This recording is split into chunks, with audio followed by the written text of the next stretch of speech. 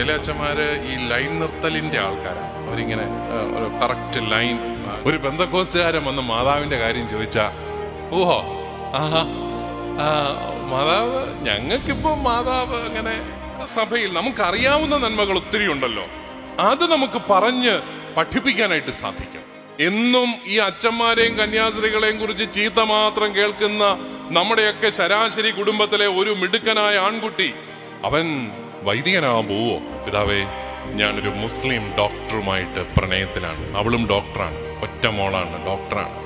എനിക്ക് നിന്നോട് ക്ഷമ ചോദിക്കണം. കാരണം ഇത്രയും വർഷം നിന്നെ വേദപാഠം പഠിപ്പിച്ചിട്ട് ഇത്രയും മിടുക്കിയായ നിന്നെപ്പോലൊരു പെൺകുട്ടിയുടെ ഉള്ളിൽ ഈശോ ഏകരക്ഷകനാണെന്നും പ്രണയത്തിന്റെയോ വിവാഹത്തിന്റെയോ പേരിൽ ഒഴിവാക്കാനാവുന്നതല്ല നമ്മുടെ കർത്താവായ ഈശോ മിശിഹ എന്നും പഠിപ്പിക്കുന്നതിൽ ഞാൻ ഒരു കാര്യം തീരുമാനിച്ചു. അവരാരല്ലെന്ന് പെട്ടെന്ന് പറഞ്ഞു, കത്തോലിക്കരല്ലെന്ന്.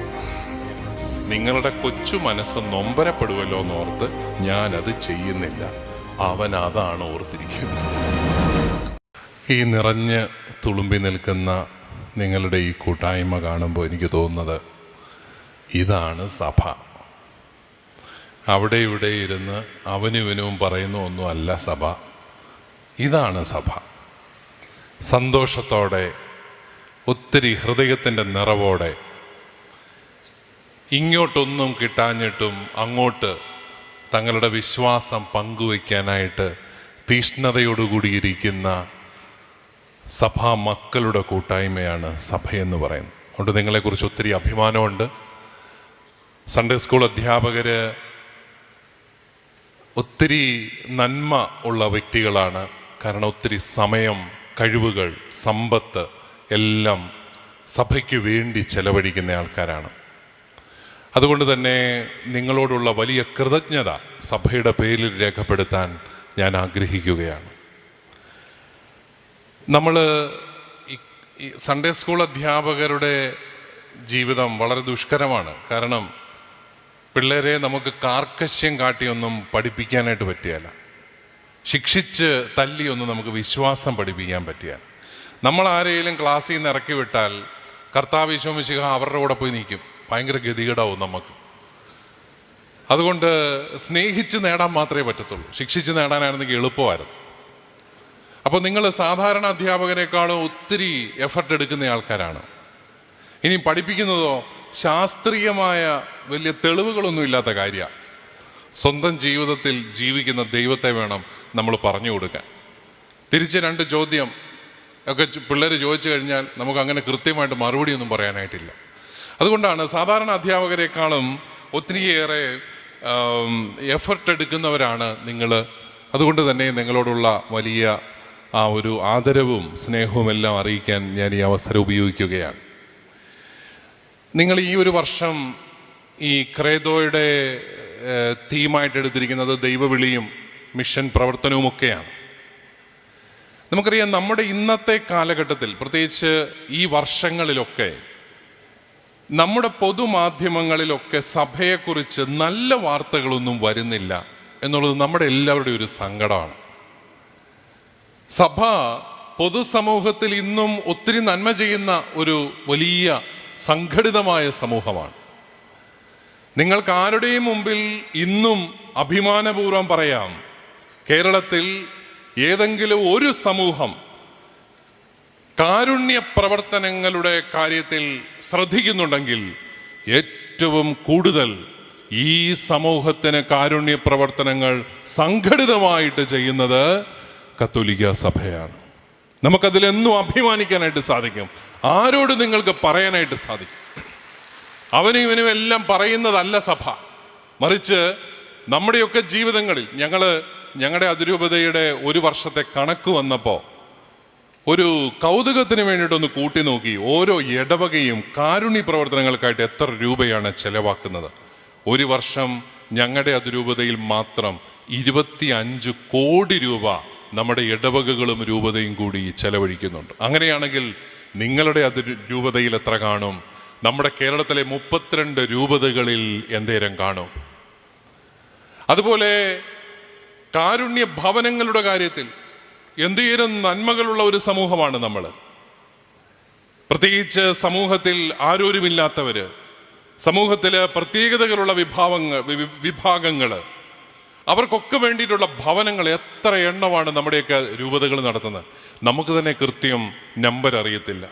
ഞാൻ മെത്രാനായതുകൊണ്ട് മാത്രം, ഇതിൻ്റെ ചുമതല എനിക്കായതുകൊണ്ട് മാത്രം ഞാനൊന്ന് എണ്ണി നോക്കിയപ്പം ഞങ്ങളുടെ രൂപതയും മാത്രമുണ്ട് 106 എണ്ണം. അതിൽ കൂടുതലും നടത്തുന്നത് നമ്മുടെ കന്യാസ്ത്രീകളാണ്. അവർക്ക് പ്രത്യേകം നമസ്കാരം. അവരില്ലാതായാൽ നഷ്ടപ്പെടുന്നത് സഭയുടെ ഏറ്റവും മിഴിവാർന്ന സാക്ഷ്യമാണ്, കാരുണ്യ ഭവനങ്ങളാണ്. ഞങ്ങളെ കൊണ്ടൊന്നും പറ്റിയല്ലോ കേട്ടോ. അവർക്ക് മാത്രം ചെയ്യാൻ പറ്റുന്ന ശുശ്രൂഷകൾ. അതുപോലെ വിദ്യാഭ്യാസത്തിൻ്റെ കാര്യത്തിലാണെങ്കിലും നമ്മുടെ സ്ഥാപനങ്ങൾ ഇല്ലായിരുന്നെങ്കിൽ കാണാമായിരുന്നു നമ്മൾ ഈ കേരളം എവിടെ നിൽക്കുമായിരുന്നുവെന്ന്. നമ്മളും ബംഗാളും തമ്മിൽ എന്താണ് വ്യത്യാസം? ഇത്ര വ്യത്യാസം എന്താണ്? കേരളം സ്വാതന്ത്ര്യം കിട്ടുമ്പോൾ ഇന്ത്യയിലെ ഏറ്റവും കൂടുതൽ പ്രതിശീർഷ വരുമാനമുള്ള സംസ്ഥാനമായിരുന്നു ബംഗാൾ. ഇപ്പോൾ അത് കേരളമാണ്. എന്തുപറ്റി ഇതിൻ്റെ ഇടയ്ക്ക് ഉള്ള കാലഘട്ടത്തിൽ? എന്തായിരുന്നു വ്യത്യാസം? അവിടെയാണ് നമ്മുടെ ക്രൈസ്തവ സാന്നിധ്യം നമ്മൾ അറിയേണ്ടത്. പക്ഷേ അതെല്ലാം യാഥാർത്ഥ്യമായിട്ട് നിൽക്കുമ്പോഴും നമ്മളെക്കുറിച്ച് നല്ല വാർത്തകൾ കേൾക്കുന്നില്ല. നമ്മുടെ ഒരു സങ്കടമാണത്. നമ്മുടെ ഒത്തിരി അച്ഛന്മാരും ഒത്തിരി സിസ്റ്റേഴ്സും ആർക്കും ചെയ്യാൻ പറ്റാത്ത കാരുണ്യ പ്രവർത്തനങ്ങളും നന്മ പ്രവർത്തനങ്ങളും സമർപ്പണത്തിൻ്റെ സാക്ഷ്യവുമെല്ലാം നൽകുന്നുണ്ടെങ്കിലും വാർത്തകളാകുന്നില്ല. ഞങ്ങൾക്ക് ഏറ്റവും സങ്കടം വന്നത് കഴിഞ്ഞ വർഷത്തെ പ്രളയം വലിയ പ്രളയമായിരുന്നു.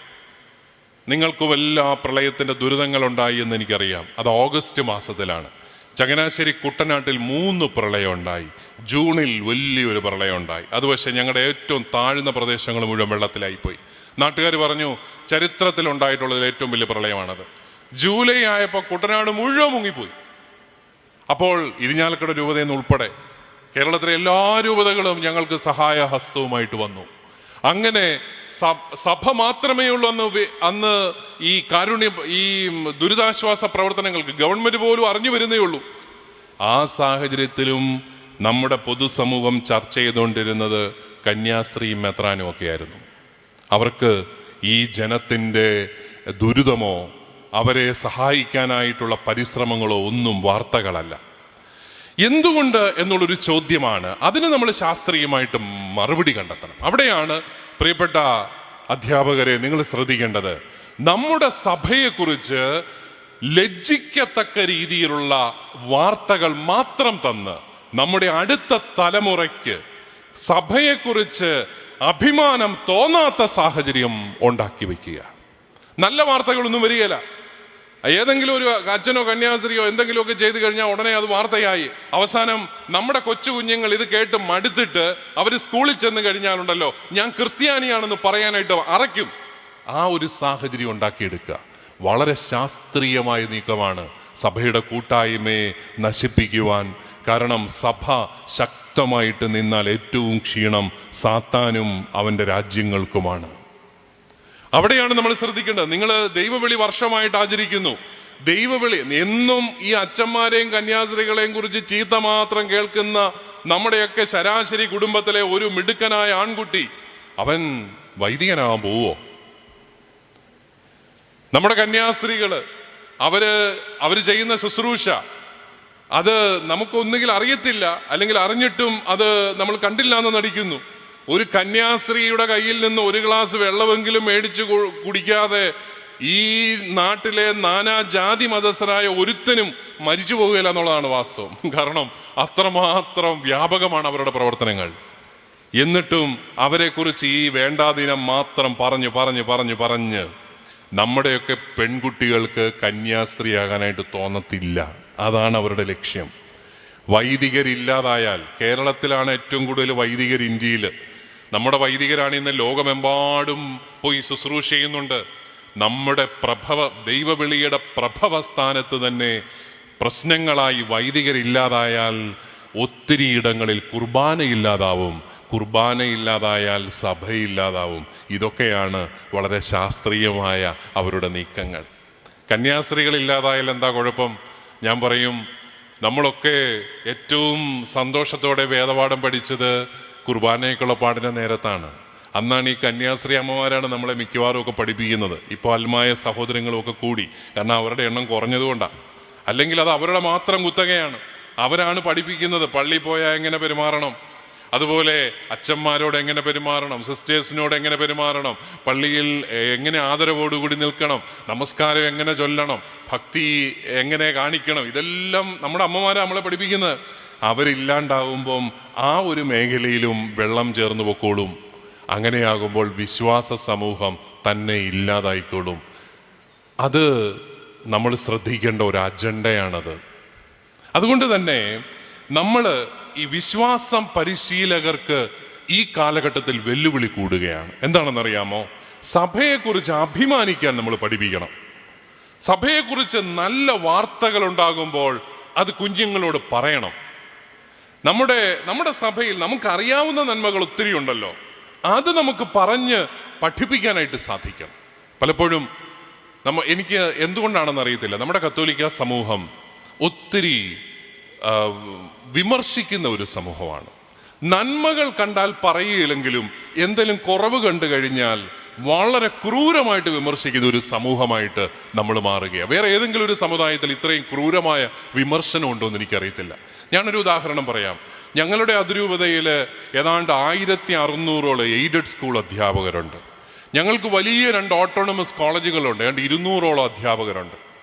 അവരുടെ കയ്യിൽ നിന്നൊക്കെ അപ്പോയിൻമെൻറ്റിൻ്റെ സമയത്ത് ലക്ഷക്കണക്കിന് രൂപ കിട്ടും. അത് ഇപ്പോഴും കിട്ടും, മേടിക്കാനൊന്ന് തയ്യാറായാൽ മതി.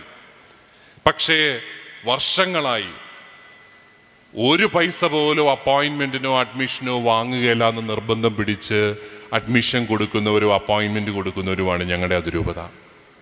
എന്നെ അത്ഭുതപ്പെടുന്ന ഒരു കാര്യം എന്നാണെന്നറിയോ? സഭയ്ക്കൊരാവശ്യം വന്നാൽ ഈ അധ്യാപകരാരും സഭയ്ക്ക് വേണ്ടി ഒരു വാക്ക് നല്ലത് പറയില്ല. അതെന്നെ അത്ഭുതപ്പെടുത്തുക. സഭയ്ക്കൊരാവശ്യമാണ്, അതായത് ഞങ്ങളുടെ സഭ ഇങ്ങനെ അല്ല കേട്ടോ, ഞങ്ങളുടെ സഭ ഇങ്ങനെ അല്ല എന്ന് ഒരു വാക്ക് നമ്മൾ പറയില്ല. അത് കേൾക്കുമ്പോൾ കാണുമ്പോൾ ഒരു സങ്കടം. അപ്പം പിന്നെ ചിന്തിക്കുക, എന്തിനാ ഇങ്ങനെയൊക്കെ ചെയ്യുന്നത്? നന്മ ചെയ്താൽ പോലും നമ്മുടെ സമൂഹത്തിന്റെ നന്മകൾ പോലും പറയാൻ നമ്മൾ ലജ്ജിക്കുന്ന ഒരു സാഹചര്യം ഇന്ന് സമൂഹത്തിലുണ്ടെങ്കിൽ നമ്മളത് ശ്രദ്ധിക്കണം. ഇങ്ങനെ പോയി കഴിഞ്ഞാൽ നമ്മുടെ സമൂഹത്തിന്റെ കെട്ടുറപ്പ് തന്നെ ഇല്ലാതാവും. അതുകൊണ്ടാണ് ഞാൻ പറഞ്ഞത്, നമ്മുടെ കുഞ്ഞുങ്ങളുടെ മനസ്സിലൊക്കെ സംശയങ്ങളും ചോദ്യങ്ങളും ഉണ്ട് ഈ കാലഘട്ടത്തെക്കുറിച്ച്. അപ്പോൾ അത് നന്നായിട്ട് പഠിച്ച് അതിൻ്റെ പിന്നിലെ അജണ്ട എന്താണെന്ന് അവരെ പറഞ്ഞ് ബോധ്യപ്പെടുത്താനും, നമ്മുടെ സഭയെക്കുറിച്ച് നല്ലത് ഉള്ള നന്മ പറഞ്ഞാൽ മതി, ഇല്ലാത്ത നന്മ ഒന്നും നമ്മൾ പറയണ്ട. ഉള്ള നന്മ പറഞ്ഞാൽ തന്നെ എന്തേരം ഉണ്ട് നമുക്ക് പറയാനായിട്ട്. അതുകൊണ്ട് ആ ഒരു ദൗത്യം നമ്മുടെ മതാധ്യാപകർ ഏറ്റവും പ്രധാനമായിട്ട് ഏറ്റെടുക്കണം എന്നുള്ളതാണ് എനിക്ക് നിങ്ങളോട് പറയുവാനായിട്ടുള്ളത്. നമ്മുടെ സഭയെ തകർക്കാൻ ആഗ്രഹിക്കുന്ന എല്ലാവരും ഏറ്റവും ആദ്യം തല്ലുന്നത് ഹയരാർക്കിയാണ്. മാർപ്പാപ്പ, മെത്രാന്മാർ, വൈദികര്, പിന്നെ നമ്മുടെ ഇടവകയിലേക്ക് വരുമ്പം കൈക്കാരന്മാർ, എല്ലാവരും ഹയരാർക്കിയുടെ ഭാഗമാണ്. കുടുംബ കൂട്ടായ്മ, ലീഡേഴ്സ്, പ്രതിനിധി യോഗാംഗങ്ങൾ, എല്ലാവരും ഓർക്കുന്ന ഹയരാർക്കി എന്ന് പറഞ്ഞാൽ അച്ഛനും കന്യാസ്ത്രീയും കൊണ്ട് നിൽക്കുന്ന അല്ല. ഇടവകയിലെ നേതൃസ്ഥാനത്തുള്ളവരെല്ലാം ഈ ഹയരാർക്കിയുടെ ഭാഗമാണ്. ഹയരാർക്കി എന്ന് പറയുന്നത് അടിച്ചമർത്തലിൻ്റെ ഒന്നും ഒരു കാര്യമല്ല. നിങ്ങൾക്കറിയാം, ഒരു പള്ളി പണിയാൻ തീരുമാനിക്കുന്നത് പൊതുയോഗമാണ്. പള്ളിയുടെ മുഴുവൻ കണക്കുകളിലും പൊതുയോഗത്തിലും പ്രതിനിധി യോഗത്തിലും എല്ലാം കിട്ടും. ഇവിടെ ആരെയും അടിച്ചമർത്തുന്നൊന്നുമില്ല. പക്ഷെ നേതൃത്വമുണ്ട്. ശരിയാ, ഒരു വൈദികൻ നേതൃത്വം കൊടുക്കുക. ആ നേതൃത്വം ഇല്ലായിരുന്നെങ്കിൽ നമ്മുടെ സമൂഹം ഇന്ന് എവിടെ പോയി നിന്നേനെ? ഒരുമിച്ച് കൂട്ടാൻ ഒരു വൈദികൻ ഇല്ലായിരുന്നെങ്കിൽ നമ്മുടെയൊക്കെ ഇടവുകൾ എവിടെ പോയേനെ? ഈ വൈദികർ എല്ലാ കാലത്തും നമുക്ക് ഉണ്ടാവുമെന്ന് പറയാൻ പറ്റുമോ? ദൈവവിളി സ്വീകരിച്ച് നമ്മുടെ ചെറുപ്പക്കാർ വന്നാൽ മാത്രമേ ഉള്ളൂ നമുക്ക് വൈദികർ ഉണ്ടാവത്തുള്ളൂ. അപ്പോൾ നമ്മൾ മനസ്സിലാക്കുന്നത്, ഹയരാർക്കി സഭ നിലനിൽക്കാനായിട്ട് ദൈവം തന്ന ഒരു ദാനമാണ്. മെത്രാന്മാർ മാറിപ്പോകും, കർദിനാളന്മാർ മാറിപ്പോകും, മാർപ്പാപ്പ മാറിപ്പോകും, സിസ്റ്റേഴ്സൊക്കെ മാറിപ്പോകും. അപ്പോഴും നിലനിൽക്കുന്നത് സഭയാണ്.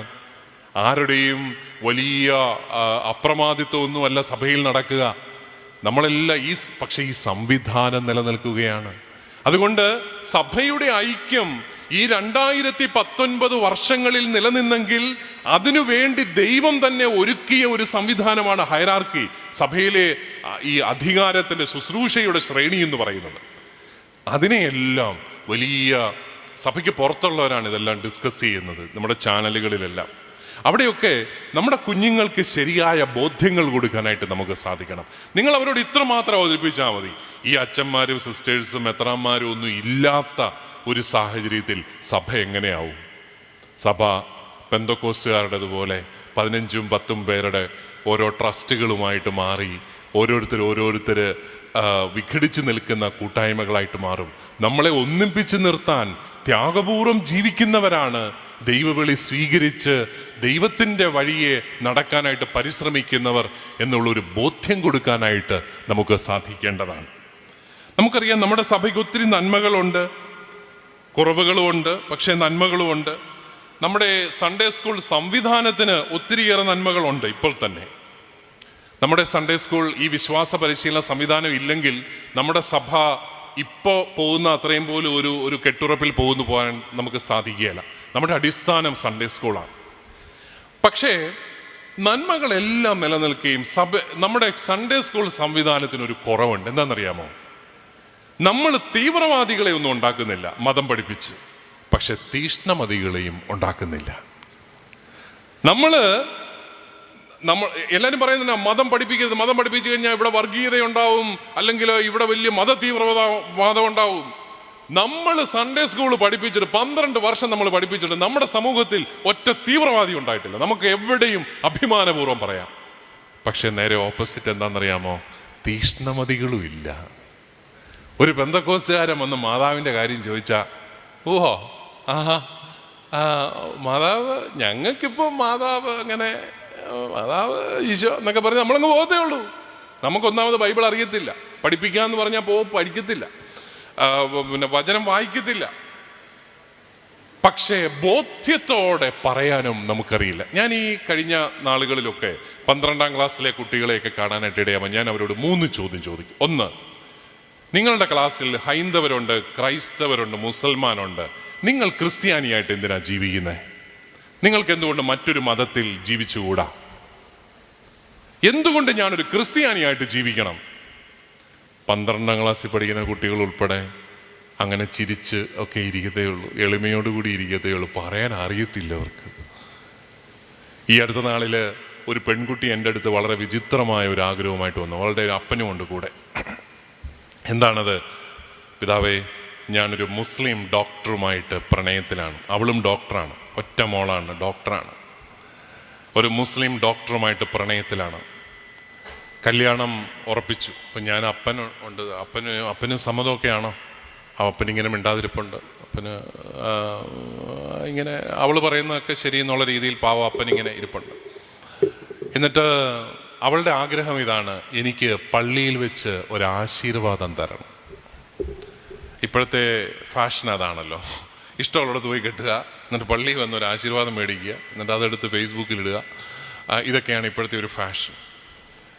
അപ്പം ഞാൻ അവളോട് ചോദിച്ച, മോളെ അവൻ വരുമോ നിൻ്റെ കൂടെ? അവൻ വരും. കാരണം അവർക്ക് അവരുടെ വിശുദ്ധ ഗ്രന്ഥത്തിൻ്റെ മേൽ ഉള്ള പ്രതിജ്ഞകൾ മാത്രമേ അവർക്ക് വാലിഡായിട്ടുള്ളൂ. അവർ വന്ന് ഏത് ബൈബിളിന് മുമ്പിലും വന്ന് വെച്ച് വേണമെങ്കിൽ പ്രതിജ്ഞയൊക്കെ എടുക്കും. കാരണം അതൊന്നും അവർക്ക് ബൈൻഡിങ് അല്ല. അതാണ് അവരുടെ മതത്തിൻ്റെ പ്രത്യേകത. അവൻ വരും. അപ്പം ഞാൻ പറഞ്ഞു, ഏതായാലും നിങ്ങൾ ക്രിസ്ത്യാനിയായിട്ട് ജീവിക്കത്തില്ല, പിന്നെ മോക്ക് എന്നാത്തിനായി ആശീർവാദം? അല്ല പിതാവേ, എനിക്ക് ആശീർവാദം വേണം. ഞാൻ ഇത്രയും വർഷം ഞാൻ ക്രിസ്ത്യാനിയായിട്ട് ജീവിച്ചു, എനിക്ക് ആശീർവാദം വേണം.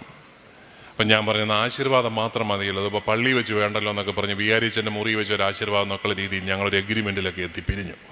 എന്നിട്ട് ഞാൻ അവളോട് പറഞ്ഞു, മോളെ നീ പോകാൻ വരട്ടെ, നീ എനിക്ക് ഒരു ക്ഷമ തന്നിട്ട് പോകണം, എന്നോട് നീ ക്ഷമിക്കണം. ഉടനെ അവൾക്ക് ഭയങ്കര സങ്കടമായി. പിതാവ് എന്തിനാ എന്നോട് ക്ഷമ ചോദിക്കും? ഞാനല്ലേ പിതാവിനോട് ക്ഷമ ചോദിക്കും? ഞാൻ പറഞ്ഞു, അല്ല, എനിക്ക് നിന്നോട് ക്ഷമ ചോദിക്കണം. കാരണം ഇത്രയും വർഷം നിന്നെ വേദപാഠം പഠിപ്പിച്ചിട്ട് ഇത്രയും മിടുക്കിയായ നിന്നെപ്പോലൊരു പെൺകുട്ടിയുടെ ഉള്ളിൽ ഈശോ ഏകരക്ഷകനാണെന്നും പ്രണയത്തിൻ്റെയോ വിവാഹത്തിൻ്റെയോ പേരിൽ ഒഴിവാക്കാനാവുന്നതല്ല നമ്മുടെ കർത്താവായ ഈശോ മിശിഹ എന്നും പഠിപ്പിക്കുന്നതിൽ ഞാൻ പരാജയപ്പെട്ടു പോയി, എൻ്റെ രൂപത പരാജയപ്പെട്ടു പോയി, അതുകൊണ്ട് നീ എന്നോട് ക്ഷമിക്കണം. ഉടനെ അവൾ പറഞ്ഞു, അയ്യോ അങ്ങനെയൊന്നും പറയില്ല പിതാവേ, ഞാനതങ്ങ് വിട്ടുപോയതാ, പോട്ടെ, പിതാവ് എന്നോട് ക്ഷമയെന്ന് ചോദിക്കണം പറഞ്ഞ് എന്നെ ആശ്വസിച്ചു. പക്ഷെ എൻ്റെ ഉള്ളിൽ അതൊരു നീറ്റലാണ്. എന്തുകൊണ്ട്? നമുക്ക് ഇത്രയും സംവിധാനങ്ങൾ ഉണ്ടായിട്ട് നമ്മുടെ കുഞ്ഞുങ്ങളെ ഈശോ മിശിഹ ഏകരക്ഷകനാണെന്നും ഈശോ മിശിഹ ഉപേക്ഷിക്കാവുന്ന ഒന്നല്ലെന്നും ബോധ്യപ്പെടുത്താൻ എന്തുകൊണ്ട് എനിക്ക് സാധിക്കുന്നില്ല? നമ്മുടെ സംവിധാനത്തിന് സാധിക്കുന്നില്ല. അതേസമയം മറ്റു ചില മതങ്ങൾക്ക് അത് സാധിക്കുന്നുണ്ട്. ഞാൻ തന്നെ അവളോട് ചോദിച്ചു, മോളെ, നിന്നോടുള്ള പ്രണയത്തെ പ്രതി അവൻ നിന്റെ വിശ്വാസം സ്വീകരിക്കാൻ തയ്യാറാവോ? ഉടനെ അവൾ പറയാ, ഞാൻ ചോദിച്ചതാ പിതാവേ, പക്ഷെ അവരൊക്കെ ഭയങ്കര സ്ട്രോങ്ങാ. ഇപ്പൊ പിന്നെ നമ്മളാരാ പറ, നിങ്ങൾ പറ. വീക്കാ. നമ്മക്ക ഇത്രയും ശാസ്ത്രീയ സംവിധാനങ്ങളുള്ളത്. അവരൊക്കെ വലിയ സ്ട്രോങ് ആ കേട്ടോ, നമ്മൾ വളരെ വീക്കാ. അവിടെയാണ് നമ്മൾ ചിന്തിക്കേണ്ടത്. നമുക്ക് ബോധ്യങ്ങൾ ഉണ്ടാക്കി കൊടുക്കാനായിട്ട് സാധിക്കുന്നില്ല. നമ്മുടെയൊക്കെ കുടുംബങ്ങളിൽ ഇപ്പോഴും നല്ല ധാർമ്മികതയുണ്ടെങ്കിലും അതുപോലെ ഒത്തിരി കാരുണ്യ പ്രവർത്തനങ്ങളിലേക്ക് നമ്മുടെ വിശ്വാസം കടന്നു വരുന്നുണ്ടെങ്കിലും ഈശോ മിശിഹായെ കുറിച്ചുള്ള വിശ്വാസത്തിൽ മുന്നേറുന്നതിൽ, ഈശോ മിശിഹ ഏകരക്ഷകനാണെന്ന് വിളിച്ചു പറയുന്നതിൽ നമ്മുടെ കുട്ടികൾക്ക് അഭിമാനബോധം ഉണ്ടോ എന്നുള്ളതാണ് ചോദ്യം. ഞാൻ തിരുവനന്തപുരത്തിന് പോകുന്ന വഴിക്ക് ഒരു പ്രാവശ്യം തിരുവല്ല ജോയി ആലുക്കായുടെ ഷോറൂമിൻ്റെ മുമ്പിൽ ഒരു കാഴ്ച കണ്ടു. എന്താണെന്നറിയാമോ? ഒരു നട്ടുച്ചയ്ക്ക് 1 മണിക്കും 2 മണിക്കും ഇടയ്ക്കുള്ള സമയത്ത് 3 മിടുക്കരാമ്പിള്ളേര് ഒരു പ്ലാക്കാർഡും പിടിച്ചോണ്ട്, അവന്മാരിങ്ങനെ കൈ പിടിച്ചോണ്ട് അവിടെ നിൽക്കുക. എല്ലാവരും അവരെ തിരിഞ്ഞു നോക്കുന്നുണ്ട്. കാരണം അതുപോലൊരു സെൻ്ററാണ് അവർ. നല്ല മിടുക്കരാമ്പിള്ളേര് ഇങ്ങനൊരു പ്ലാക്കാർഡും പിടിച്ചോണ്ട് വന്നാൽ ആരാ നോക്കാത്തെ? നമ്മളെല്ലാം തിരിഞ്ഞു നോക്കി. ഞാനും തിരിഞ്ഞു നോക്കി. ഇവന്മാർക്ക് എന്നെ വട്ടാണോ? വല്ലോ സമരവും വല്ലോ ആണോ? ഇനി ആലുക്ക ഷോറൂമിന് മുമ്പിലോ സമരമാണോ? അതിൽ എഴുതി വെച്ചിരിക്കുന്നതിനാണെന്നറിയോ? Jesus Christ the only saviour. ഞാൻ ഒരു കാര്യം തീരുമാനിച്ചു, അവരാരല്ലെന്ന്. പെട്ടെന്ന് പറഞ്ഞു, കത്തോലിക്കരല്ലെന്ന്. അവർ കത്തോലിക്കരല്ല എന്ന് തീരുമാനിച്ചു. കാരണം കത്തോലിക്കനാണെങ്കിൽ ആ പണിക്ക് പോകത്തില്ല, അവന് നാണക്കേടാ. അവൻ ഈശോ മിശിഹ രക്ഷകനാണെന്ന് പറഞ്ഞുകൊണ്ട് പ്ലാക്കാർഡും പിടിച്ച് നട്ടുച്ച വെയിലത്ത് വെയിൽ കൊള്ളാനെന്ന് അവനെ കിട്ടത്തില്ല, നമ്മുടെ പിള്ളേരെ. പക്ഷെ അവരേതോ പെന്തക്കോസ് ഗ്രൂപ്പിലെ വേണ്ട പിള്ളേരാ എന്ന് പറഞ്ഞാൽ അവന് തീക്ഷ്ണതയുണ്ട്. അവനും നമ്മുടെ കുട്ടികളും തമ്മിൽ എന്നാ വ്യത്യാസം? അവനും നല്ല സ്മാർട്ട് പയ്യൻ, അവനും അങ്ങാണ്ട് പ്രൊഫഷണൽ കോളേജ് പഠിക്കുന്നവനാ. ഈ 1 മണിക്കും 2 മണിക്കും ഇടയ്ക്കുള്ള സമയത്ത് അവന് നിർബന്ധമാണ് ഇത് ആരോടെങ്കിലും വിശ്വാസം പറഞ്ഞിരിക്കണം. അതിന് അവന്മാർ കണ്ടുപിടിച്ച വളരെ വിദഗ്ധമായ പണിയാണ്. ആരോടും പ്രസംഗിക്കൊന്നും വേണ്ട, പക്ഷെ ഇതും പിടിച്ചുകൊണ്ട് നിന്നാൽ മതി, എല്ലാവരും കണ്ടോളും, മതി. ഒരുത്തൻ്റെ തലയിൽ അത് കയറിയല്ലോ. ഞാൻ പറയുന്നത്, തീക്ഷ്ണതയുള്ളവരെ സൃഷ്ടിക്കാൻ നമ്മുടെ സംവിധാനം പരാജയപ്പെടുന്നുണ്ടെങ്കിൽ നമ്മളത് ഗൗരവമായിട്ട് ചിന്തിക്കേണ്ട ഒരു കാര്യമാണ്. എന്തുകൊണ്ട് നമുക്ക് നമ്മുടെ കുഞ്ഞുങ്ങളുടെ ഉള്ളിൽ ഈശോ മിശിഹായെ കൊടുക്കാൻ വേണ്ട രീതിയിൽ കൊടുക്കാൻ സാധിക്കുന്നില്ല? കൊടുക്കാൻ സാധിക്കുന്നുണ്ട് കേട്ടോ, അതുകൊണ്ടാണല്ലോ നിങ്ങൾ ഇത്രയും പേര് വന്നതുമൊക്കെ. എന്നാലും നമുക്ക് കുറച്ചും കൂടി ഇഫക്റ്റീവ് ആക്കാൻ സാധിക്കുന്നില്ല. എനിക്ക് ഒരു കാരണം പറയാനുള്ളത് എന്താണെന്നറിയാമോ? നമ്മൾ നല്ല ബന്ധങ്ങളിലൂടെ വേണം വിശ്വാസം പഠിപ്പിക്കാൻ. നമ്മൾ അതിൽ അധികം ശ്രദ്ധിക്കുന്നുണ്ടോ എന്നുള്ളത് സംശയമാണ്. നല്ല ഒരു ബന്ധം നമ്മുടെ കുട്ടികളോട് പുലർത്താൻ നമുക്ക് സാധിക്കുന്നുണ്ടോ? നമുക്കറിയാം, ഈ പറഞ്ഞ കേൾക്കുകയില്ല എന്ന് പറയുന്നത് നമ്മളെക്കുറിച്ച് എല്ലാവരെ കുറിച്ചും പറയുന്ന ഒരു കാര്യമാണ്. പറഞ്ഞ കേൾക്കുകയില്ല. പക്ഷേ സ്നേഹം ഉണ്ടെങ്കിൽ നമ്മൾ ആര് പറഞ്ഞാലും കേൾക്കും, അല്ലേ?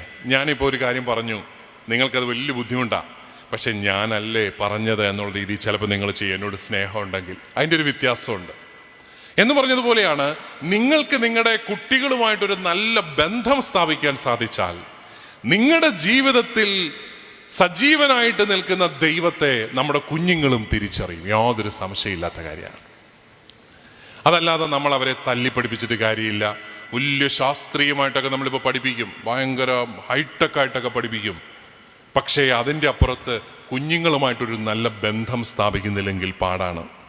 ഞാൻ പലപ്പോഴും അച്ഛന്മാരോടൊക്കെ പറയാറുള്ളൊരു കാര്യമാണ്, നമുക്ക് കുട്ടികളോട് ദേഷ്യപ്പെട്ടിട്ടും കാർക്കശ്യം കാണിച്ചിട്ടും കുഞ്ഞുങ്ങളെ നേടാനായിട്ട് സാധിക്കുകയില്ല. ഞങ്ങളുടെ അതിരൂപതയിലൊക്കെ സൺഡേ സ്കൂളൊക്കെ ഭയങ്കര സ്ട്രിക്റ്റായിട്ടൊക്കെ നടത്തുന്ന അച്ഛന്മാരുണ്ട്. രാവിലെ 9:15 കുട്ടികളെല്ലാം വരണം. ആദ്യം സപ്ര പ്രാർത്ഥനയുണ്ട്. അത് വേണമെങ്കിൽ ഇരുന്നുകൊണ്ട് ചൊല്ലാം.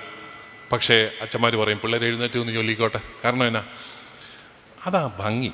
കാരണം എല്ലാവരും കൂടി ഇങ്ങനെ പിന്നെ ചില അച്ഛന്മാർ ഈ ലൈൻ നിർത്തലിൻ്റെ ആൾക്കാരാണ്. അവരിങ്ങനെ ഒരു കറക്റ്റ് ലൈൻ ലൈൻ നിർത്തി ഇങ്ങനെ പോവും. ഡിസിപ്ലിൻ ഭയങ്കര, തെറ്റുന്നവനെയൊക്കെ അപ്പോൾ അതെല്ലാം കഴിഞ്ഞിങ്ങനെ നിർത്തി എല്ലാം പെർഫെക്റ്റ് ആക്കി സപ്ര പ്രാർത്ഥന തുടങ്ങുന്നു. എല്ലാവരും ഒരുപോലെ ആമേനൊക്കെ പാടുന്നു. കൊള്ളാം, നന്നായിരിക്കുന്നു. അത് കഴിയുമ്പോൾ പിന്നെ കുർബാന തുടങ്ങും. കുർബാനയിൽ നിങ്ങൾ ശ്രദ്ധിച്ചിട്ടുണ്ടോ, നമ്മുടെ കൊച്ചു കുഞ്ഞുങ്ങൾക്ക് പ്രത്യേകിച്ച് നമ്മുടെ കുർബാനയുടെ വചന ശുശ്രൂഷയൊക്കെ ഭയങ്കര ഇഷ്ടമാണ്. സർവാധിപനാം കർത്താവേ നിന്നെ വണങ്ങി നമിക്കുന്നു ഈശോ നാഥ വിനയമോടെ എന്നോ ആവേശത്തോടെ അവൻ ചൊല്ലുന്നത്. പരിപാവനോ സർവേശ കേട്ടാ ഉടനെ അവനങ്ങോട്ട് പാടാൻ തുടങ്ങൽ. അത് ഏറ്റവും സിമ്പിൾ ട്യൂൺ ഉപയോഗിച്ചാൽ കൂടുതൽ കുഞ്ഞുങ്ങൾ പാടിക്കോളും. അതാണ് അതിൻ്റെ അവന് ഭയങ്കര ആവേശം. അത് കഴിഞ്ഞ് വചന ശുശ്രൂഷ തുടങ്ങുന്നതോടുകൂടി അവൻ ഡിസ്റ്റർബ്ഡ് ആവും. കാരണം എന്നാ, ഒന്നാം വായന ഹബക്കൂക്കിൻ്റെ പുസ്തകത്തിൽ നിന്നാണ്. അവനിത് ഒരു പിടിയും കിട്ടുന്നില്ല, ആരായത് ഈ ഹബക്കൂക്ക്. പിന്നെ ഹബക്കൂക്കിൻ്റെ പുസ്തകത്തിൽ നിന്ന് വായന തുടങ്ങിയപ്പം കാലങ്ങളും സമയങ്ങളും എന്നൊക്കെ പറഞ്ഞുകൊണ്ടാവും. എന്ത് കാലം എന്ത് സമയം, അവന് വലിയ പിടിയാണ്. അപ്പോൾ പിന്നെ അവൻ ആ വായന തുടങ്ങി കഴിയുമ്പോൾ അവന് ഇച്ചിരി ഡിസ്റ്റർബ്ഡ് ആവും. അവൻ അങ്ങോട്ടും ഇങ്ങോട്ടും ഒക്കെ നോക്കാനായിട്ടൊക്കെ തുടങ്ങും. പിന്നെ അച്ഛന്മാരുടെ പ്രസംഗമുണ്ട്, അതുകൂടെ കഴിയുമ്പോൾ അവൻ്റെ ഡിസ്റ്റർബൻസ് കൂടും. പിന്നെ അറിയിപ്പുണ്ട്, അതുകൂടെ അവനെ ബാധിക്കുന്ന ഒരു പ്രശ്നമല്ല അറിയിപ്പ്. കാരണം അവൻ ആകെപ്പാടെ അസ്വസ്ഥനാവും. അത് കഴിയുമ്പോൾ ഈ ആമ്പിള്ളേർക്ക് ഒരു പ്രശ്നമുണ്ട്, അവന്മാർക്ക് ഇടയ്ക്ക് മുള്ളാൻ മുട്ടും. അപ്പോൾ അവൻ 1ാം ക്ലാസ്സുകാരൻ ഉടനെ ടീച്ചറിനോട് ചോദിക്കും, ടീച്ചറെ ഒന്നിന് പൊക്കോട്ടെ. ഉടനെ ടീച്ചറിനെ അച്ഛൻ വടിയും കൊടുത്ത് അവിടെ നിർത്തിയിരിക്കുകയാണ്. കാരണം ഇത് ഡിസിപ്ലിൻ വളരെ ഇമ്പോർട്ടൻ്റ്. അപ്പോൾ ടീച്ചറിൻ്റെ വിചാരം ഇത് ആൺകുട്ടികൾക്ക് 2 ആഴ്ചയിൽ ഒരിക്കൽ മാത്രം സംഭവിക്കേണ്ടതാണിത്.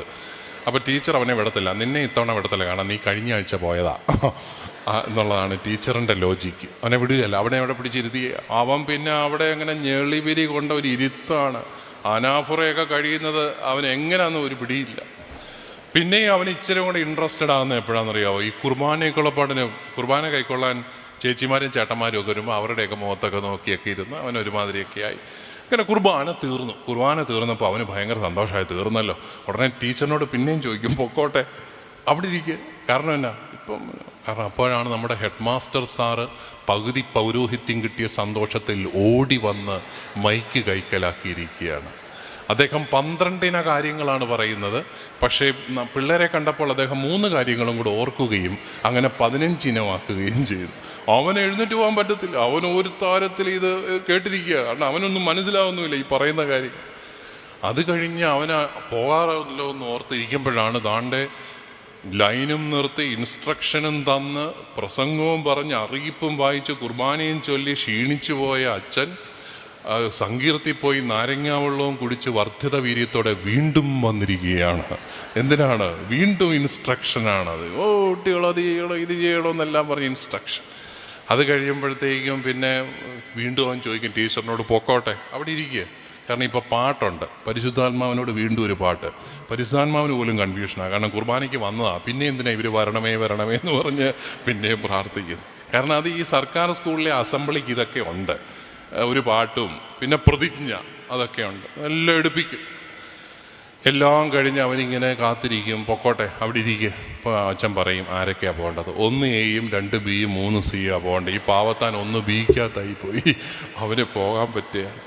അവൻ അവസാനം പള്ളിയിൽ നിന്ന് ഇറങ്ങുമ്പം അവൻ ആ പള്ളിയോടുള്ള ഫീലിംഗ് നിങ്ങളൊന്ന് ഓർത്ത് പോയിക്കേ. അയ്യോ, പിന്നെ അവൻ ടോയ്ലറ്റിലൊക്കെ പോയി ഒന്ന് ക്ലിയർ ആകുമ്പോഴാണ് അവന് സന്തോഷം ഉണ്ടാകുന്നത്. ഇത് പതിവായി കഴിഞ്ഞാൽ അവന് പള്ളി കാണുമ്പോൾ എന്തായിരിക്കും ഫീലിംഗ്? പലപ്പോഴും അത് വലിയ കാർക്കശ്യത്തിൻ്റെ അനുഭവമായിട്ട് മാറുകയാണ്. നമുക്ക് കുഞ്ഞുങ്ങളെ കാർക്കശ്യത്തിലൂടെ നേടാൻ പറ്റത്തില്ല കേട്ടോ. അപ്പോൾ നിങ്ങൾ പറയാം, എന്നാൽ ഇനിയും ഒന്നും വേണ്ട, ഈ പിതാവ് ഉഴപ്പന്മാരുടെ പിതാവാന്ന് തോന്നുന്നു, ഈ പുള്ളി ഇതൊന്നും വേണ്ടെന്നാണ് പറയുന്നത്. അങ്ങനല്ല. ഈ ചിലയിടങ്ങളിൽ ഈ 1, 2, 3 ക്ലാസ്സിലെ കുട്ടികൾക്ക് ഒരു ഇച്ചിരി സ്വാതന്ത്ര്യമൊക്കെ അങ്ങ് അനുവദിച്ചിട്ടുണ്ട്. കുഞ്ഞുങ്ങൾ ഇച്ചിരിയൊക്കെ വെള്ളമൊക്കെ കുടിച്ച് അങ്ങോട്ടും ഇങ്ങോട്ടൊക്കെ നോക്കിയൊക്കെ ഇരുന്നോട്ട്. ചില സൺഡേ സ്കൂളുകളിൽ 1ാം ക്ലാസ്സുകാരെ അമ്മമാരുടെ കൂടെയാണ് ഇരുത്തുന്നത്. ഈ അമ്മയുടെ കൂടെ ഇരുത്തിയാളൊരു ഗുണമുണ്ട്, എന്നാണെന്നറിയാമോ? ഒരു വടിയും വേണ്ട, ഒന്നും വേണ്ട. കൊച്ചു വളരെ ഡിസിപ്ലിൻഡായിട്ട് ക്വയറ്റായിട്ട് അവിടെ ഇരിക്കുന്നതാണ്. അമ്മ പ്രാർത്ഥനയൊക്കെ ചൊല്ലുന്നതൊക്കെ കണ്ട് അവനങ്ങനെ അവിടെ നിന്നോളും, ഒരു കുഴപ്പമില്ല.